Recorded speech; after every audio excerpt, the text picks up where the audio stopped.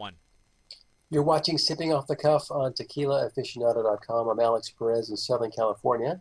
I'm Mike Morales here in San Antonio, Texas, where we are doing the hat trick tonight with Karma. We're doing the Karma hat trick.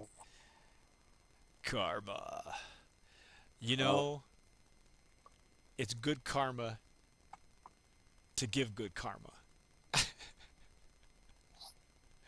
This is such an unusual bottle. I think Alex, like I say, when we nominated this one Good looking bottle. Yeah. for Brand of Promise as also for packaging, and a lot of thought went into this bottle. You know, it's substantial, it's different. It's even though it's an unusual shape, it's not very hard to pour from, which is very important if you're a bartender. You know, if you're when you're using this out the back bar, it's got to be bartender friendly, and it really has. It's got a good hand feel, you know, because you can grab it from the middle of the bottle if you have to and pour it, and it doesn't spill. You know, it's got a good pour spout. They have their symbol. Their this is a Karma bracelet, believe it or not. You can undo this in the back, undo the knot, and it's a leather bracelet. So and it's kosher, dude. Look at it right there. Oh wait, this one is not Oh, that apparently. one is There's no kosher seal. The Repo and the Blanco are kosher, but this one does not have a kosher seal. And oh well. not. Hey, the rabbi said no. That's okay. For the holidays, just the fact that you have a 364-day reposado that is kosher, that's good enough, man. That's 1 day shy of an añejo. But this añejo, what did you say? 1 to 6 years? 1 to 6 years. So up to 35 months. And at least old Kentucky bourbon barrels.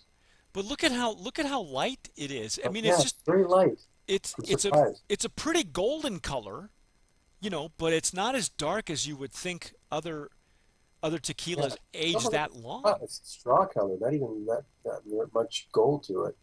Maybe a light gold, Or it's a bright straw. but it's a pretty color. It's got nice legs. Yeah, it's very pretty. Ooh, Oh, hit man. honey right away. It just clears the sinuses. Holy cow. Beautiful nose. Beautiful nose. On this, I do get nutmeg, Yeah, but you're a getting bit of you're getting that bourbon. You're getting some bourbon in this. It's heavily bourbon influenced. Let's put it that way. vanilla, a lot of vanilla. Nice. Some It's honey really notes. sweet There's a vanilla. lot some honey A lot notes of in honey. there. Oh my goodness. Mm. Wow. Spend time with this one. Just nose it. Ooh, nice.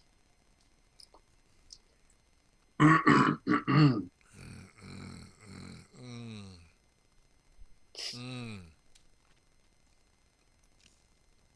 This really packs a punch for an añejo being aged that long. I will tell you, I will say that it moves away completely from what there's not a whole lot of tequila.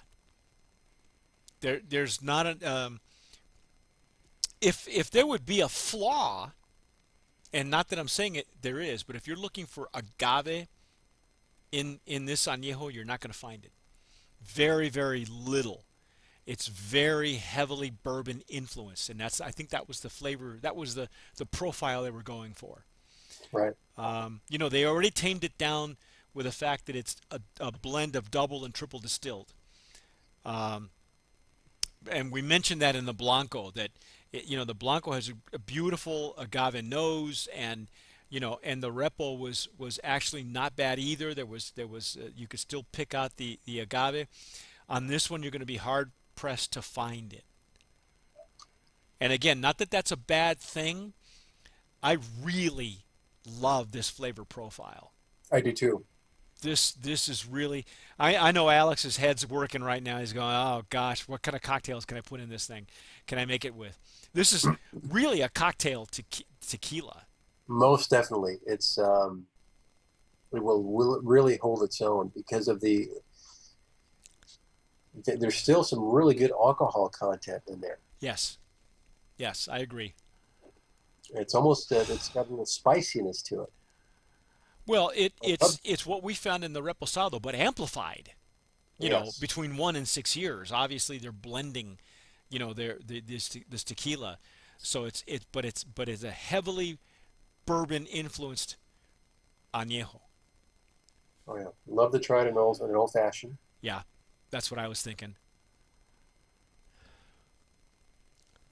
Just some bitters and some just a little touch of simple syrup. Mm.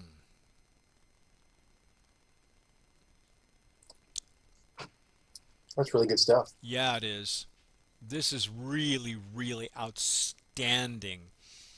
Now, and see, Alex, what the other thing too is it's consistent. There's a gradual progression in the flavor profile where we start with some really good agave notes, even though it's a blend of a double and triple distilled, and then you have a light colored reposado where you're just rounding out the edges, but there's a lot of nose. There's a real lot of nose, and in this,